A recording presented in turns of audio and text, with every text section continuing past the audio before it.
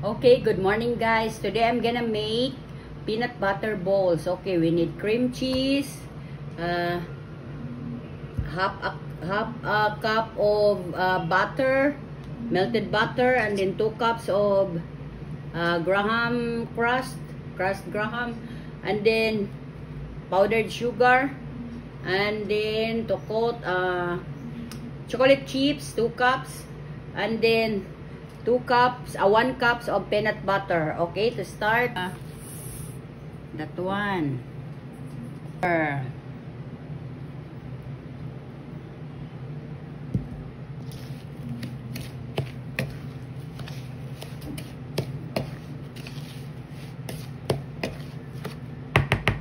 And then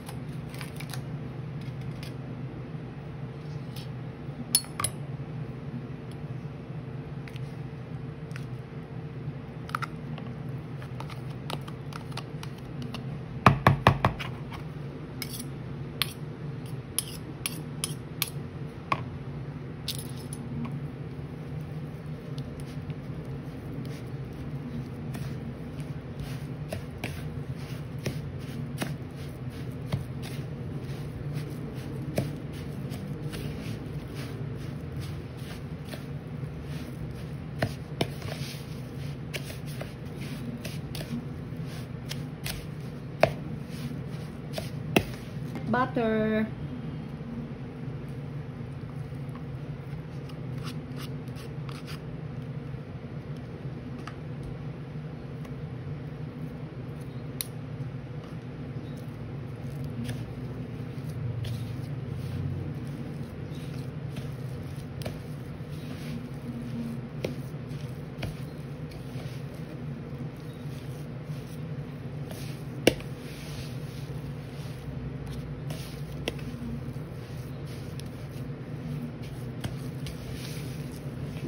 Little by little.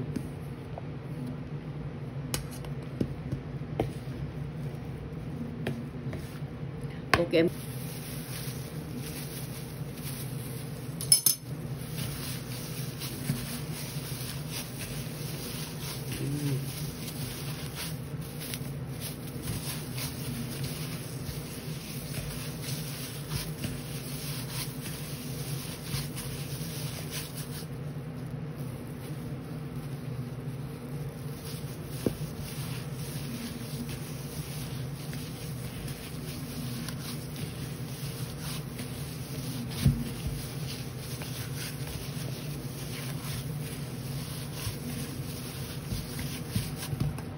We're gonna add the rest.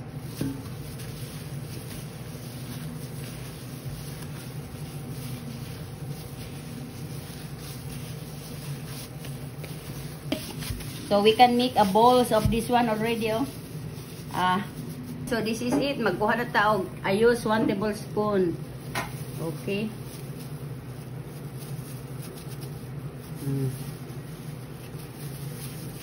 Hindi siya nga texture. Ganahan ko.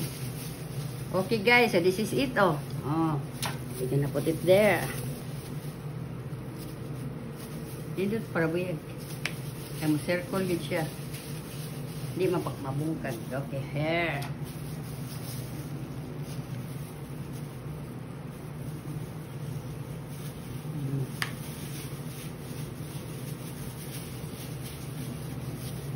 Okay.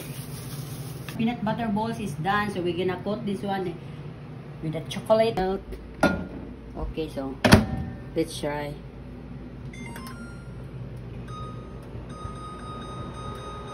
Okay,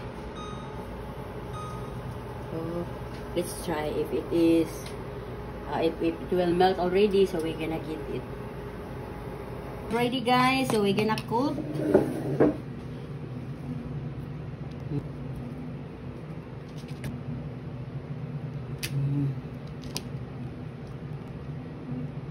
Ito na strainer, no?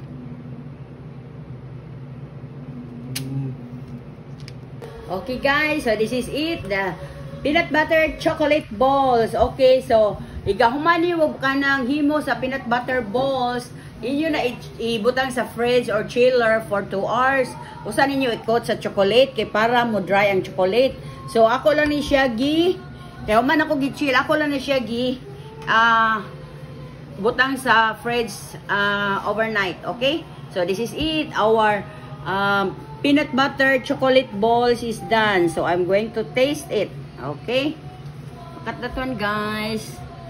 Taste it.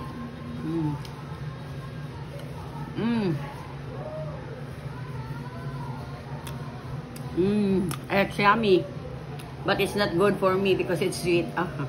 Okay, guys. So, this is it. Our peanut butter chocolate balls is done. And it's super yummy. Guys, thank you for watching.